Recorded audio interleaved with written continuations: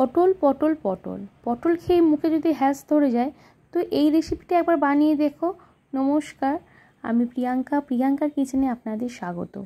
প্রথমে পটলের খোসাগুলো ছাড়িয়ে পটলের মধ্যে থেকে যে বীজগুলো ছিল সেই পটলের বীজগুলো এই চামচের সাহায্যে বার করে নিয়েছি। এখানে একটা মশলা তৈরি করে নিয়েছি, কাজু বাদাম, কাঁচা লঙ্কা, 2 চামচ মতো পোস্ত নিয়েছি। আর এখানে নিয়েছি জল ঝরানো ছানা, জিরে গুঁড়ো, হলুদ গুঁড়ো, লঙ্কার গুঁড়ো দিয়ে ভালো করে মেখে নিয়েছি। এবার এর মধ্যে দিয়ে দিচ্ছি 2টো সিদ্ধ করে রাখা আলু দিয়ে ভালো করে ছানাটা মেখে নিচ্ছি। এর মধ্যে কাজু বাদাম আর কিশমিশ দিয়ে দিচ্ছি, ভালো করে মেখে নিচ্ছি। আর এখানে তেলের মধ্যে পটলটা ভেজে নিচ্ছি।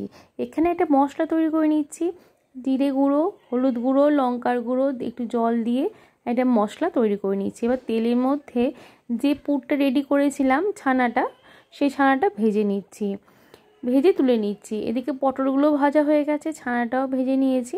এবার পটলের মধ্যে এই ছানার পুরটা দিয়ে দিচ্ছি। পটলের মধ্যে পুর ভরা হয়ে গেছে। এবার কড়াইয়ের মধ্যে আবারও একটু তেল দিয়ে গোটা গরম মশলা দিয়ে তার মধ্যে আদা বাটা আর যে মশলাটা তৈরি করেছিলাম ওটা দিয়ে দিলাম। এর মধ্যে দিয়ে দিয়েছি পরিমাণ মতো নুন আর সামান্য একটু চিনি।